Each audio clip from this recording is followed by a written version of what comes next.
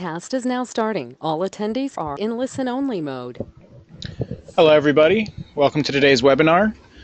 This is BI Kelsey Advisory Services webinar is entitled Advanced TV Deployments and Assessments in 2018. My name is Patrick Buno. I'm a marketing manager with BI Advisory Services, and I'll be running the webinar for you today. So before we get started, we're just going to give everyone else a few more minutes to log on and get settled. So while we're doing that, I just have a few housekeeping items I'd like to go through everybody really quickly. If at any moment during today's webinar you experience any technical difficulties, please email us at webinars@bia.com. We have staff that is standing by that can help assist you with that.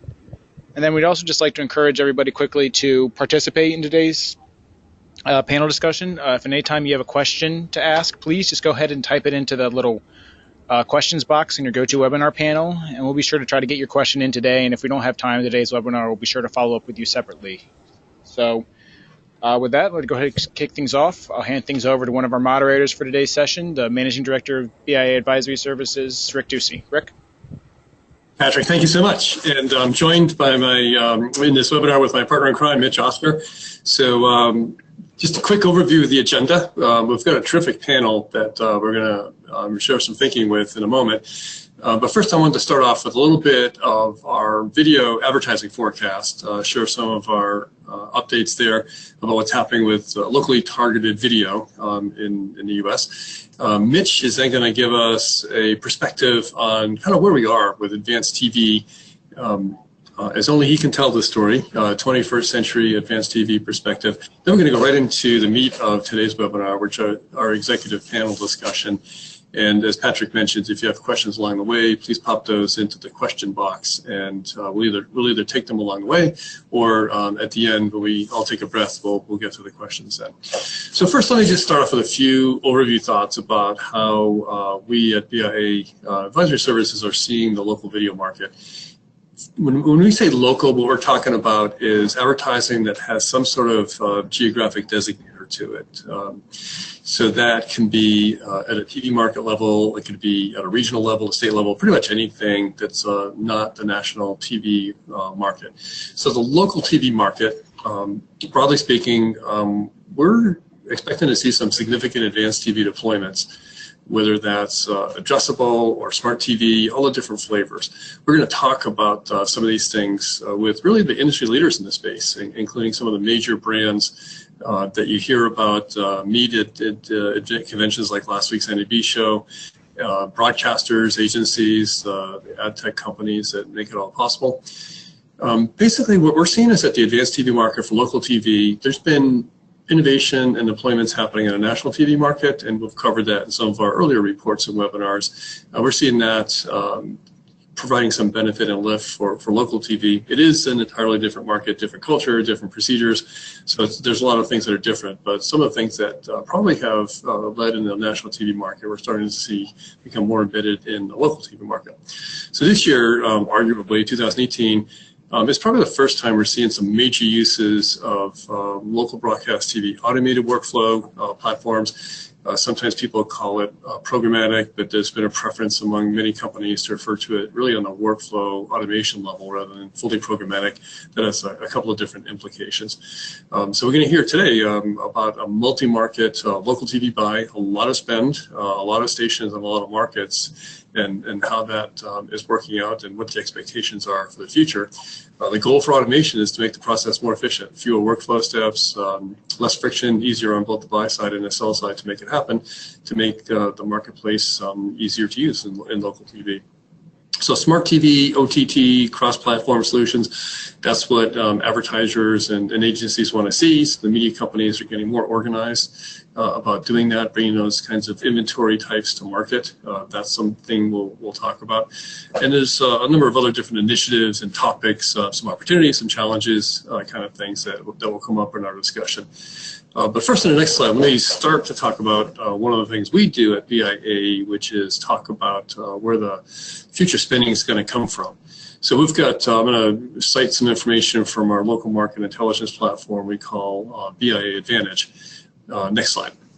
So in this, just a couple of high-level trends. As you might expect, traditional media are still very relevant. They get a ton of spend in the overall video marketplace. And again, I'm talking just about the local video marketplace. Of course, we see that bump up during even-numbered years when political and Olympic spending comes into the market. But we see a lot of growth. High growth, not necessarily a huge amount of spend, especially relative to linear TV, but mobile and online, which is basically desktop and our nomenclature video, definitely growing faster than other types of video. The targeting capabilities are making more substantial inroads with marketers looking for data-driven audience targeting. Next slide, please. So I'm going to share two data graphs. First one here, when we say things are shifting towards digital, we look at 16 different media platforms across all 210 markets in 94 different business categories. And the high level of this is last year, about a third of the total spend targeting local audiences across these 16 media platforms, everything from outdoor to social media. About a third of that spend was in digital, and we see that growing to almost 45% by 2022. So you can see the orange bars, digital gets bigger, and the blue bars, kind of traditional media, are getting smaller. A lot of that shrinkage on the blue side is newspaper, but generally the traditional media are at best holding their own relative to double-digit growth in the digital media. Next slide. So why the shift towards digital spending? People have different points of view, but one of the things we clearly see and hear a lot from our discussions with people in the market is digital is awesome because you can infuse the whole process with data. So data-driven audience targeting has been very valuable in the market. That is directing some spend, attracting some spend into digital platforms. And digital platforms have been around, since Google came in with AdWords, and there's been a lot of M&A and product innovation on the digital side of things. So we have, for digital, platforms that have a lot of power, transactional efficiency. They have problems, of course, things like viewability and ad fraud for video and so on. But basically, these platforms are pretty robust and getting better. Nothing's perfect. Third thing is attribution. In digital, marketers feel typically more comfortable that they can see what they're getting with their spend. So will those three things come into linear TV? That's what we'll be talking about in this session today. Looking at the numbers, here we're going to share our forecast out to 2022 for video. And at the top, you can see the different types of video we're talking about. Local television, local cable, which is MVPD, telco, cable, satellite, local online video, which in our labeling basically means desktop, out-of-home, digital signage with video, and local mobile video. So those are the categories, and the blue bar at the bottom, that's local TV stations. So you can see that's clearly the bulk of the local market spend. That's where most of the impressions come from, and there's a lot of premium video in that platform. So that definitely attracts a lot of the advertising spend, and we expect that to grow. Nice, a lot of spend and some growth. Good to see that. The bar above that, the orange bar, that's the MVPD segment. Sort of holding steady, a little bit of ups and downs with even and odd years. Then we get into the smaller bars at the top of this stack column chart, where the growth typically is double-digit growth. But you can see relative to the overall spend in local video, it's not that much, but it is growth. So when we work with the local broadcast clients and local MVPD clients, we say if you're looking for growth, it's going to come from those top bars, the digital side of things, desktop and mobile in particular. So that's kind of where we see the spend going. Overall, $30 billion in local video in 2017, growing to $37.1 billion by 2022. And again, most of that growth actually is going to come from the digital side. Okay, next slide, please. Now what I'm going to do to learn about what's going to happen in the 21st century, Mitch Oscar will be our guide to future history. Over to you, Mitch. So thank you, Rick. So we just wanted to go over, before we arrived at workflow, the different types of advanced TV platforms and deployment that has occurred in the 21st century so far. So I begin year 2000 with what I call the contextual asset networks, and that's when the major media players, let's use ESPN as an example, came up with the idea that, hey, I have my magazine, my linear, my .com, my bars, my out-of-home all these properties, and if I package them together, I can go to the advertising community and sell them, and they can really have an association with my content. But when they went to the advertising agencies, the agencies were very receptive and said, if I'm spending more money, I expect a discount in price. And the network said, if you're expecting all this, then it's an increase in price and market share. And it didn't really go anyplace. In 2002, we saw that ad-supported VOD, the notion first started to appear, but many of the networks were worried that it would cannibalize their linear viewing. By 2007, we had the contextual audience networks, which said, it's not about content, it's about audience. So whether Google TV came along at that point, Admira was Navic, purchased by Microsoft, and I say this frequently, but it seems to get a giggle each time. Anything Microsoft purchases, they kill, and Simulmedia is still around. Now, that was also the introduction over a decade ago of Netflix streaming, as well as Hulu. In 2008, the cable operators got together and said, all right, we're going to form this unit called Canoe Ventures, which is going to take us into the 21st century with advanced television and data analytics, ad-supported VOD. I thought it was a strange choice of names because I would picture Indians kind of going up in a canoe on a nice fall day, but they deployed. 2008 was also Roku. In 2010, it was the first time that we actually saw TV Everywhere apps deployed. By 2011, we had two interesting phenomena. The broadband ad networks, which said in 2006 that television was dead, in 2011 said they were only kidding because they could now get data from Rentrack, which is now Comscore, and do reach extension to television programs. And we had the introduction of ACR, which back with Shazam holding up a phone, finding out what the song or the artist was, has now morphed into smart TV, automated content recognition technology that are starting to do deployments of television viewing. Companies like Inscape from Vizio, Samba, Alfonso TV, Roku's now involved, Verance and ATSC 3.0 will all provide data that we haven't had before. 2012, the addressable television realm, after promising from 1996 that it was going to happen any day now, in 2012, we did have Cablevision, which is now Altice, DirecTV, which is now AT&T DirecTV, and Dish, which is whatever Charlie wants it to be. They started to deploy. By 2013, we had programmatic television become part of the lexicon. Now, there was confusion because the term programmatic in the IT is to program. Programmatic in the television world was thought to translate into programming and content. Confusion.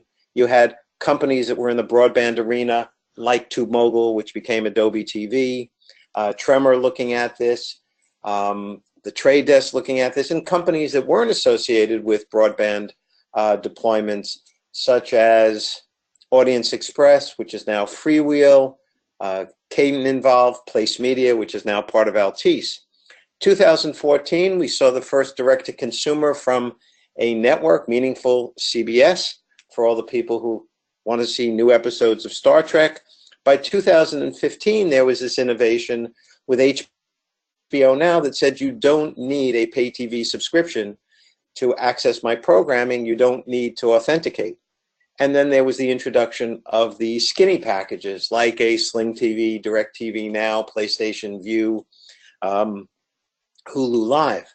By 2016, we're in the second phase of what contextual audience networks would be, where the major network groups, and you see the list, whether A&E, Discovery, which now has Scripps, Fox, which could be Disney or Comcast, for the entertainment properties, NBC, Turner, Viacom, which could be part of CBS. They said, you know, we have all this portfolio programming, and we can find the audience that you're looking for. And although they're related to programming, it's more important within our walled garden to find that audience for you. And from that offshoot, we've had OpenAP, which is Turner, Fox, and Viacom, saying we can find 200 segments through Accenture of what our custom audience could deliver. You have NBCU talking about sea flight and its new measurement. So this has become a very important phase for us, data-driven customization and content for specific audiences. And in 2017, and Rick alluded to this, programmatic is morphing the term to automated TV. And we still have managed service and self-service. And I think the automated TV nomenclature is really more so for the local arena, and eventually will go to the national arena. So over these 20 years, you started with the networks talking about just the content and the association, to now the networks looking and saying, it's our audience that is watching programming. Next, please, Patrick. So this was a chart that was put together for one of the secret society meetings at Operative. I said, I don't really understand a lot about technology. What are the major processes? And this is what I understand as a television buyer. That's my background. So it was really, okay, pre-sales, how do you evaluate your inventory if you're a network? You have to do proposals. You have to negotiate. Those become campaigns. When they become campaigns, you have the maintenance of the schedule, as well as the trafficking and billing. Well, once the schedule is done, hopefully while you're maintaining, you're delivering the audience you promised, you do a post-analysis. And then there's yield assessment to decide, did you misread the marketplace, overread it, what's going on with your programming, so you can get back in, whether you're upfront, whether you were scatter, or whether you were opportunistic, and or now we're starting the cycle again. So I asked everyone on the panel, next slide please, Patrick, are you involved in all these areas? And everybody more or less said they were. They had either special products that worked, or as Vidya said, well, in our system, we look at it as one product and we handle all of these different areas. But this was what I gleaned from what people were talking about. So that's what I'm introducing, and just to get us to the workflow system operations. Next slide. So for the rules of engagement, I thought, let me spell them out differently than I have for before. We have quite a competitive panel today, so I thought as moderator, I'd share the rules of engagement for our session.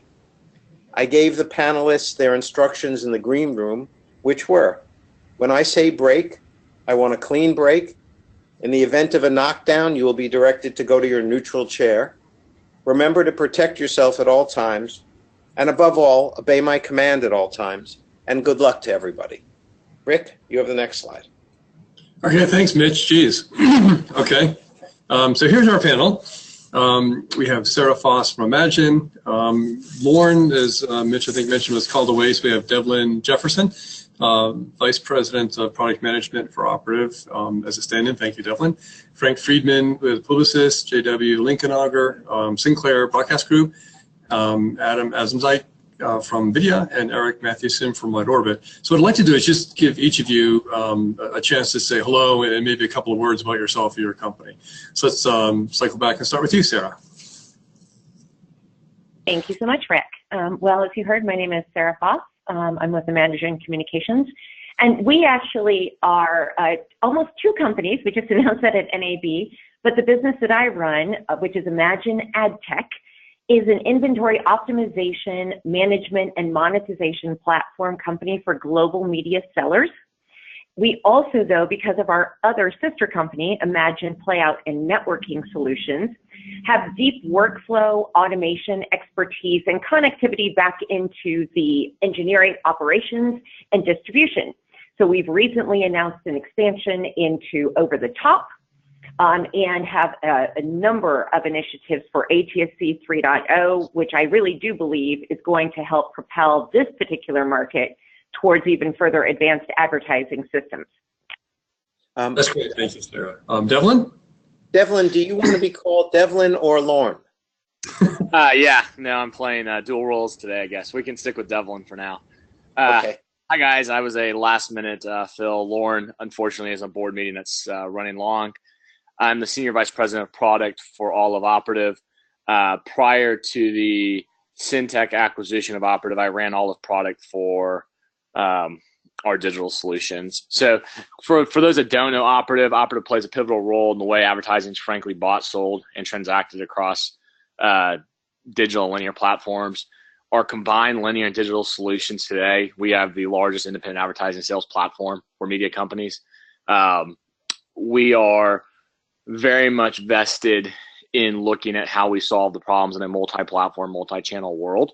I think as you saw last week at NAB, we are our mantra really from a product management perspective and just overall company perspective is we got to play nice in the sandbox, and we really need to look at how we open it up across the space. That's great. Thanks, Dylan. And Frank, you've been sort of taking on the role of evangelist and taking hours in the front and the back and trying to get everybody together to make some things happen here. How's the world looking for you these days? Well, first of all, thanks for putting this event together. I appreciate the conversation because I think over the past year or so, that's what I've been most involved is from an agency standpoint, and we created Publicis Media about a year ago to hopefully bring a holistic approach of how all of our agencies come to market. The key there was how do we create more efficiency in all of our businesses? It's not getting any easier. We have headwinds. I'm sorry. That was going to be my first question. So if you can just talk about what your company is, and then we will ask you about why did you get engaged. Would you mind? And just for people who need to know more about Publicis Media and the agencies they own. For just of course. Okay? Of course. There's 4 agencies that make up Publicis Media's group. That's Zenith, Starcom, Spark Foundry, and Blue 449. So we created this Publicis Media layer over the top to help us bring a singular approach to going to the market. And that's been my charge, along with pushing the automation piece over the past year. JW. Good afternoon, everybody. JW Lincoln-Auger. I'm the Vice President of Advanced Advertising Support Operations from the Sinclair Broadcast Group. We're currently 192 television stations in 89 U.S. markets. I oversee centralized traffic operations with us running on both the Imagine OSI and Wide Orbit traffic platforms. And I think we're probably the only company out there that's actually doing that by design, where we have quite a mix of both companies. We have a strong digital presence with a division based in Seattle. We have every affiliation available in the U.S., at least in one of our markets. And we have a very strong commitment to new ATSC3 standards, having launched our first single frequency network in Dallas a couple weeks ago. And I'm really happy to say that we have active projects and product with every other member of today's panel, and including one of our larger advertisers from Publicis.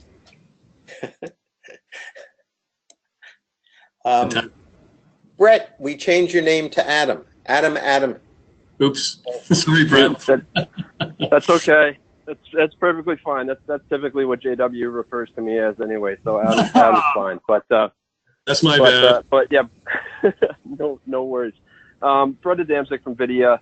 Videa was founded inside of Cox Media Group 4 years ago. So founded and funded and owned by Cox Media Group as an automation platform for the local broadcast community.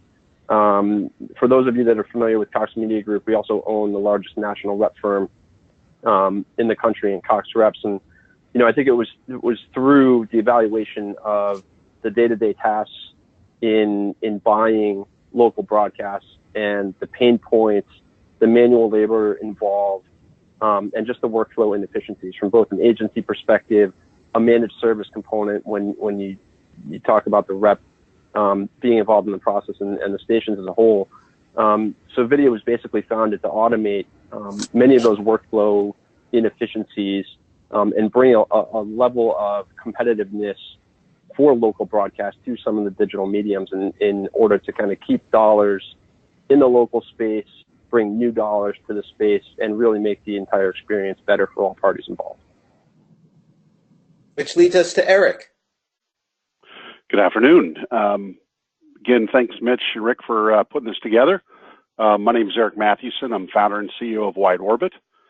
We've been around since '99. Our goal since inception has been to make it easier to buy and sell television, radio, cable nets, really all media forms. We're a software company that serves as a technology platform for media companies to connect audiences to ads everywhere on the planet. Our software manages the process from acquisition of programming content and the costing surrounding that, scheduling, ordering ads, optimization through accounts receivable and receipt of cash. We've worked very, very hard to grow market share over the last rewarded by clients choosing to select our software to operate their revenue, ad-oriented revenue businesses.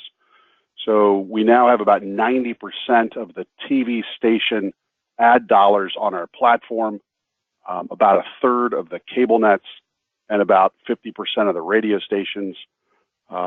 Again, company was started to work on this process of make it easier to buy and sell media.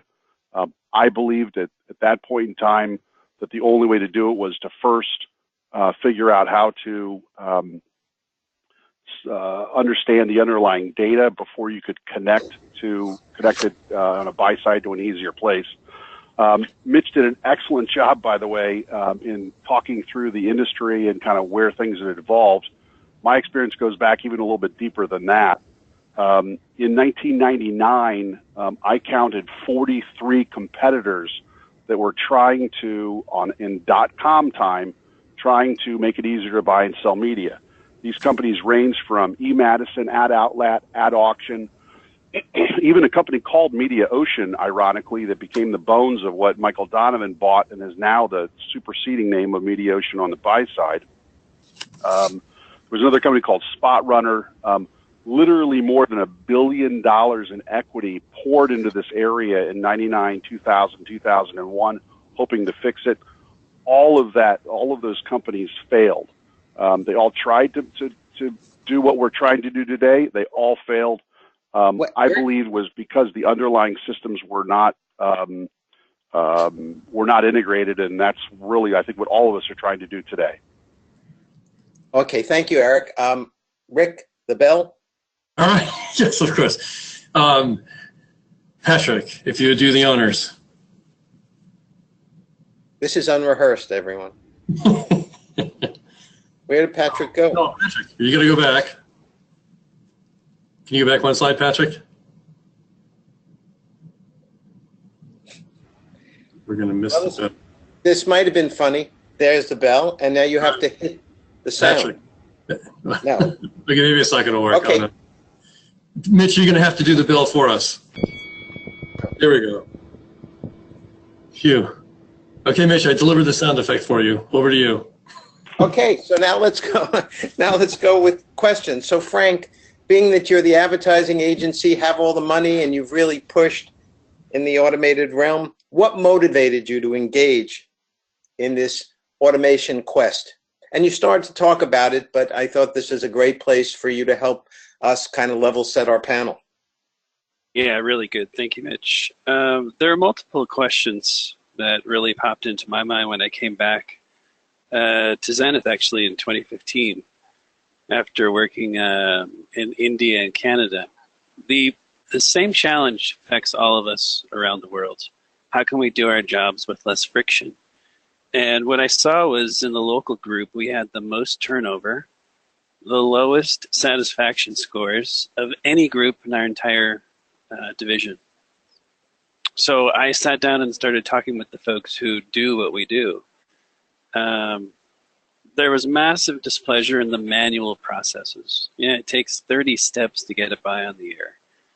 And we spend over 40% of our time doing these brainless exercises of billing, make goods, and the friction that goes between us doing our jobs.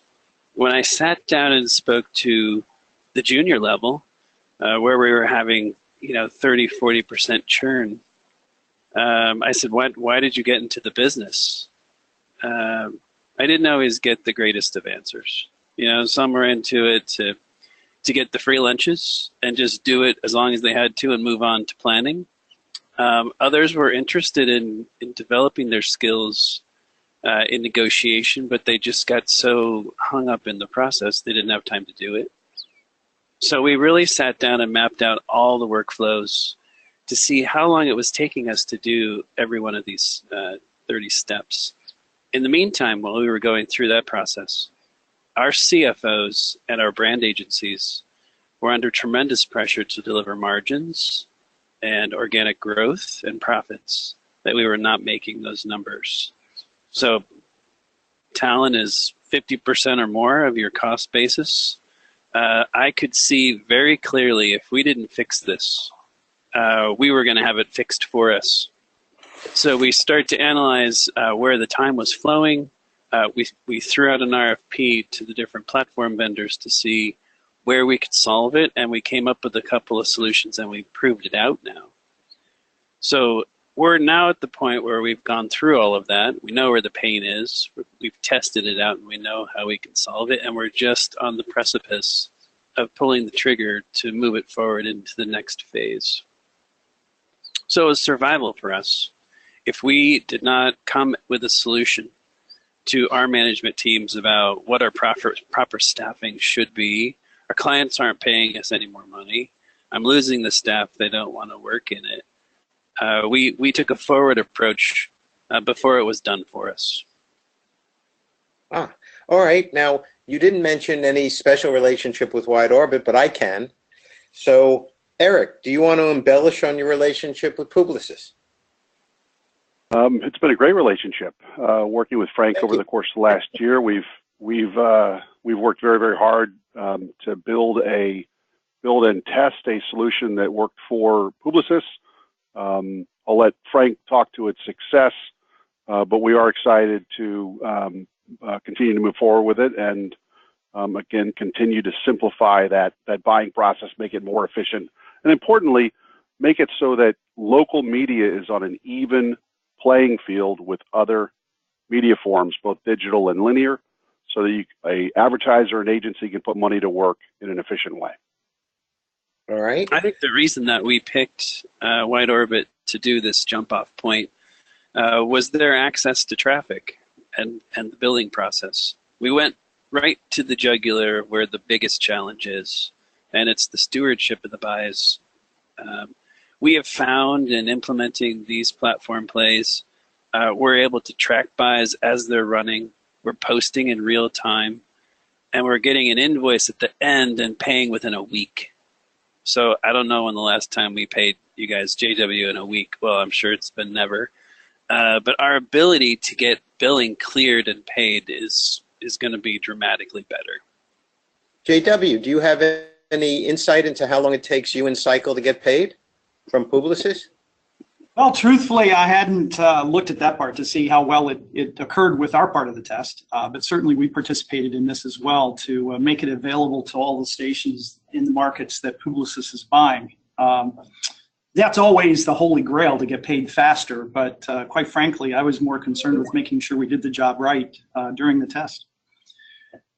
All right. As someone that has those bills processed, it depends on the size of the advertiser, but it's 45 to 90 days essentially for agencies to pay the stations. It's a long time. So automation in general will help, and we'll get it down, as Frank had said, within 7 days. I know everything that's going on in my real-time schedule. Okay, let's go to JW. So Frank and Eric have kind of talked about their experience, expectation, and getting involved in sophisticated automation and workflow technology. You have a relationship with everyone on the stage. Help us understand Sinclair's motivation. Our motivation is to come up with standards for the ad sales process. There's certainly standards out there for the media itself, SMPTE standards, broadcast standards, ATSC 1.0, ATSC 3.0. What's missing, though, are standards in the ad negotiation, RFP, media buying process. And it's our position that if we can get to some of those standards, we're going to help with the idea Frank's put forth on reducing friction. that moving data between systems and between business partners shouldn't be an issue.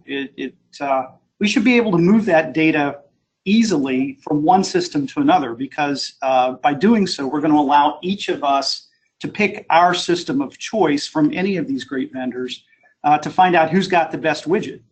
But right now, what happens is those standards aren't set, and moving data around is still problematic. And we're still struggling with, patchwork quilts of pieces of things to try and get an end-to-end solution. And the reality is the business has been around for a very long time, and money flows the way money flows. So any one system being able to cover all bases is just not realistic at the moment. As we move forward, we're going to see convergence of some of these things, but at the same time, we're also going to see larger areas of complication when we start moving into different types of inventory in an ATSC3 world from the local broadcast side. So it's real important at this stage that we try to get some of these things locked down now, because if we don't, it's never going to scale into the future as inventory becomes more interesting. Thank you, JW. Sarah, what do you think about Sinclair's approach? Sarah? Did we lose Sarah? Maybe she's on mute. Unmuted. I wasn't fast enough for you there, Mitch. Oh, what do you think about what JW just said? In total agreement. In fact, when we just had that conversation and Frank was outlining how long it takes for agencies to pay stations, one of the things that I think we should be really looking at is not just speed, because, hey, we all like to get paid quickly, but what is the accuracy of that payment, right? Because we have automated systems and standards by which we can actually verify what we're doing together on the buy and the sell side. Those standards are the only way that we as an industry scale to truly take advantage of advanced advertising. And that's what I think the promise and the power of advanced advertising is. It's helping marketers and media sellers with great content get to viewers anywhere, any device, anytime, in a truly meaningful and engaging way. But that's a true multi-platform distribution strategy that if we cannot automate some of the core tenets of this advertising transaction between us as buy, sell side, and then with our consumer, we're going to be buried under the weight of new and more complicated systems that require manual intervention. So we are very much aligned with not only Sinclair, but some of the other standards efforts that are going on right now in the broadcast community to really lock this down so that we can get it right. Sarah, just throw out some names of other standard organizing groups. Throw out names, don't explain it. I just throw out names. Well, I think obviously TIP is one that is coming forth right now. I think there are a couple other initiatives that don't really have names yet. There is another SMPTE initiative that is getting underway to better utilize VXF across the advertising ecosystem. And then I think even what some of the broader groups are doing with conversations with agencies to say, let's do this as a standard versus a one-off, is essential for us to maintain a healthy advertising ecosystem. All right, thank you, Sarah. Devlin, so Operative has its roots in the digital realm. And then how do you think that helps your understanding of the needs of the TV and video ecosystem? And aren't you the guys behind the TV as platform concept? Please explain. Yeah, so a couple things. One, I do want to make probably a slight correction. So Operative, the new Operative combined with Syntec, has its roots both in digital and linear platforms. So I'm going to take a step back and answer from a more macro perspective. You have to go back to why. Why efficiency? Why improve transactions? Why transparency? Why should Operative work with Imagine and Wide Orbit? Why should they work with us? Ultimately, we have to help media companies and our customers, right? As a vendor, our customers, we have to help them protect their existing revenue streams today and figure out a way to help them grow revenue in the future, right? if you think about last week at NAB, I will be the first to say at the Advanced TV session, I was in the audience and it was fairly lively, some of the panels. The takeaway I heard was, look, we've got to work together. I thought Sarah and the White Orbit folks did a great job about talking about being open. I think from an operative perspective, it's in our DNA, especially on the digital side, to be platform agnostic. Our customers need that, right? You look at it from the second angle, and that was why? Well, they have to achieve scale. Well, why do you have to achieve scale? We spent a fair amount of time talking about the fact that it's not even an emerging threat, it's there. The Facebook, Apple, Netflix, Google, right? You look at their ability to scale and transact very easily. It doesn't matter if you're talking about network or local buys, that is a problem. And as they move into data-driven sales, they're very good at that, right?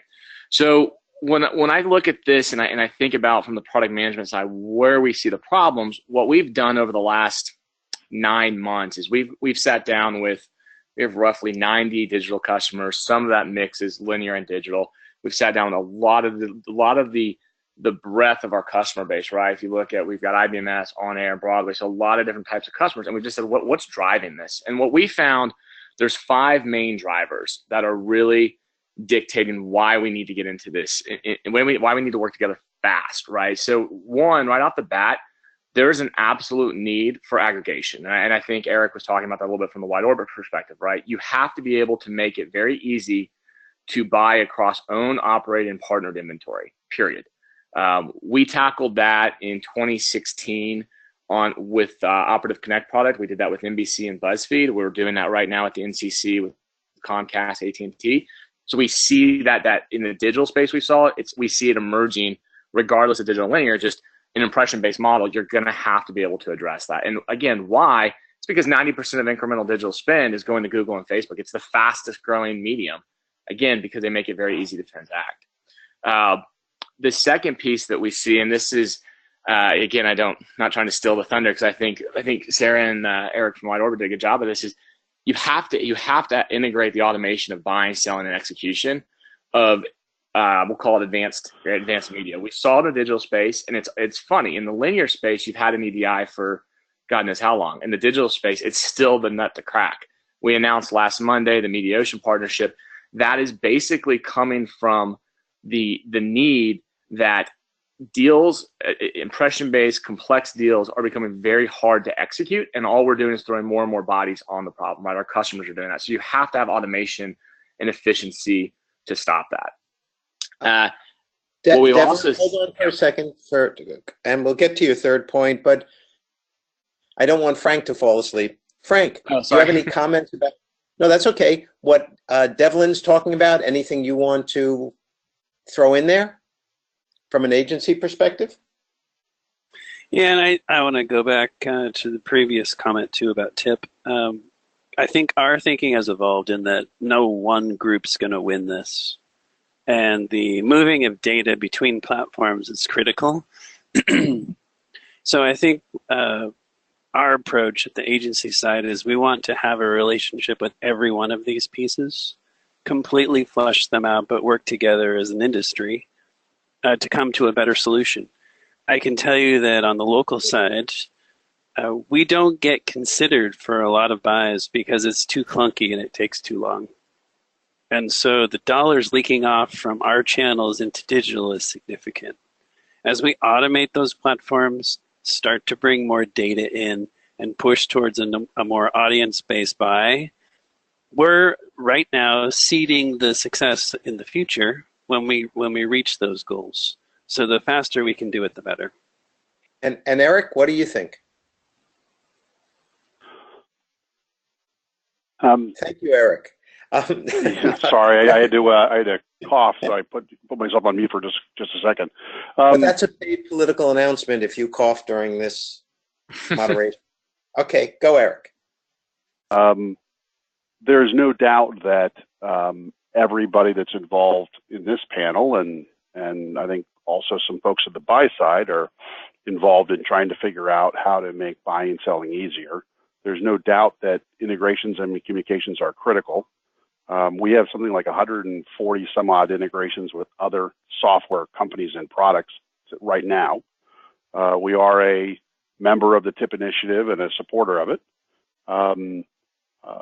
We know that there's going to be significant expense surrounding doing these integrations, and we'll all figure out how to openly cover that expense.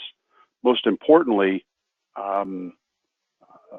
as Frank stated, there is, and some other folks did as well, there literally are advertising decisions being made where the advertiser is not well served by those decisions because the transaction cost of aggregating that inventory is too high.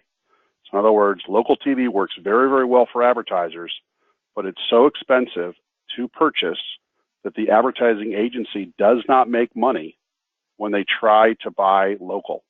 And so instead, they put that money into national, put that money into digital, other media forms, because no one in any job wants to primarily not generate gross margin for their own firm. And we're working very, very hard at Wide Orbit, spending literally tens of millions of dollars to help make local media buying easier and to make that transactional process more efficient for both advertiser, agency, and station, so that money can flow more readily to where it is most effective for the benefit of the advertiser. Okay, I want to cut to JW for a second. So JW, I said that you didn't have to mention TIP because I knew everyone else would, and everyone did. So you don't have to mention it. And now I want to go back to Devlin. Devlin, what was point 3? No, I think that's, yeah. So I do think before I jump, well, I think what I'd like to do real quick, actually, if you're okay with it, is that to the point on the local side, we see it shifting, right? And so if you think about it, some of the work that we're doing with folks on the call today and probably in the audience, we're changing the way that transaction is being done. I think it's to Frank's point to make it easier, right? So we're looking at reducing the need of capturing sales in Excel and sending it to an operations team, doing it through an online interface. We're looking at a product management, product catalog being defined in a module for that, right? Enabling MoCo or modifications to reduce the cost of operationalizing this manually, right? And then most importantly, being able to sell local in a network model, right? So being able to aggregate at one line and then be able to split and send that out to the different stations with a full footprint sale. So we see that need and we're tackling that. Why we see that need is it gets back to my point number 3. Oh, no, hold on. No, you lost your chance for point number 3 for a second. Adam? Brett? Because I want to bring Brett into this because, so Wide Orbit, they kind of got their knowledge base, as Eric talked about. They were creating a less frictionless system for trafficking and billing. Operative, well, there's digital and its alliance with Syntech Media for broadcast in the cable realm. Sarah, her experience in a company, historical footprint in its accumulated knowledge from Harris. And you guys were born out of the need from the broadcast community through Cox Media. What do you think with everything that's being said? I mean, look, I think I obviously agree with everything that's being said. Otherwise, we wouldn't, we wouldn't have, I don't think Cox would have taken on the burden of building a platform to make this process easier. I think, some of the things that Eric touched on, I wouldn't necessarily say that I just wanted to clarify that it's actually the cost of buying local television, not the actual cost of the spots, that is significant to the agencies and is causing some of that leakage. Totally agree. That's exactly what I was trying to say if it wasn't clear. Okay. Transactional cost, not the cost of the underlying media. Correct, right? Because I think when you look at what local media has to offer versus, a digital video impression from a cost basis, local is actually trading at a pretty significant discount to some of the premium video buys. But, I think the way that we're approaching it is obviously from an open standard approach, and we're participating in TIP. But when you look at transitioning an entire industry that hasn't really changed in 40 or 50 years, right? It's not a flip of the switch process, and I think we found that over the last 3 or 4 years, and that we're building the necessary tools across the ecosystem. So station tools, rep tools, agency tools, that will allow all users of the process to automate, those inefficiencies that have been hindering local for such a long time. And I think that people do play an important part in the selling and buying of television. And, that's not going to change in the near term, but we can make their days easier. And I think, Frank mentioned that earlier, to bring that level of automation, data. Jobs are going to change. It's not about throwing people out. It's about building the right processes, building the right tools, building the right standards that will allow for this seamless transition. And NVIDIA has done that. We've transacted with 36 agencies, and I think we've just passed booking $100 million of automated spend already this year in the local community. So, I think we're starting to reach the tipping point where the entire broadcast community, television community, and agency community are starting to embrace that this actually needs to happen. I think there was a lot of pushback, even if you go back as early as 18 months ago, but people are starting to lean in. People are starting to understand the challenges, the secular challenges that are facing the industry, and aggregation is a huge component of that, to be able to put dollars to work in the local community. Okay, let's go back to Devlin. Devlin, skip point 3, go to point 4. I'm just going to merge all of them together. Good. Okay. So I do think ultimately, and I've heard a little bit on this on the call today, it probably is not going to be one end-to-end tech stack solution from one vendor that makes this all work, right? So for instance, when I look at what Operative is doing right now, but actually digital and linear pure play, we may provide the unified front end to handle planning across multi-channel, multi-platform, right? However, we may work with a third-party optimizer. We may work with a trafficking system that we don't own, right? And that's kind of the beauty of the model when you look at it, is we have to prove it in our own rights, because Operative is actually multiple companies that have been aggregated and rolled up with different systems. And so why I bring that together is if you look at the space today, the media companies don't have the capital investment to go swap out, per se, a trafficking system every 6-7 years, right? They may want to swap out different components to it to build what they believe is the best of breed stack. So we absolutely see that also as a fundamental shift. And that's, again, partly being driven by the external threats coming at a local level, network level, et cetera, with revenue, right? Where are the sales going? And when you have an outside threat coming to take that, you have to start looking at what is the best of breed tech. So Devlin, hold on for a second. So I know we have kind of 2 minutes before we get to questions. So why don't I give each of you 30 seconds to just sum up a point you want the audience to know. If any of you will raise your hand, I'll pick the first person to go. If I can't see you, then I'll start with Sarah. Anyone want to go first? Okay, Sarah, it's you. 30 seconds or less. I think what we've all been identifying is a really huge seismic shift in a couple of our own business objectives to meet not only the market needs, but to really try and seize how technology can actually increase revenues for media buyers, sellers, and frankly, us as technology vendors. Those two things are, we have to work together in the ecosystem, openness, and we all are, right? That's a pretty big shift, because you all wanted us to put boxing gloves on, and yet you're probably getting a lot more kumbaya from us, Mitch, than you thought. But the second thing is that if we don't harness automation and leveraging how we are going to work together from a systems perspective through standards, then frankly, it's going to be a challenge for Frank and JW to transact business, right? And I'm calling you two out because any of us to transact business. So I really think that from an advanced advertising perspective, those are the two places that we as an industry need to run as fast as we can towards solutions together. So JW, thank you, Sarah. JW, you've been called out. What's your last 30? For me, it's everything. We're heading in the right direction, but there's a lot of work to do. There's been a lot of effort between wide orbit programmatic TV, Videa, and a few other systems out there that have all entered this space. The challenge today is there's still too many walled gardens. There's too much of the need that the buyer and seller have to be on the exact same platform in order to do the transaction. That's where, from our standpoint, it needs to be this standardization of information flow between systems, regardless of who's got what, so that we can actually transact with all comers. It's a challenge, for instance, for the buyers to be able to buy a market on any one system, because all the stations in the same market may not be on the same system. Similarly, from the sales side, it's a challenge to handle all buyers because we can't be experts in each individual system that the buying company uses. That's why these open standards are key. We're definitely in the right direction, but there's a lot more to do. Eric, jump in there. Sure. You can buy 90% of all TV stations right now on our platform. So over 1,000 stations are available and participating in our programmatic offering.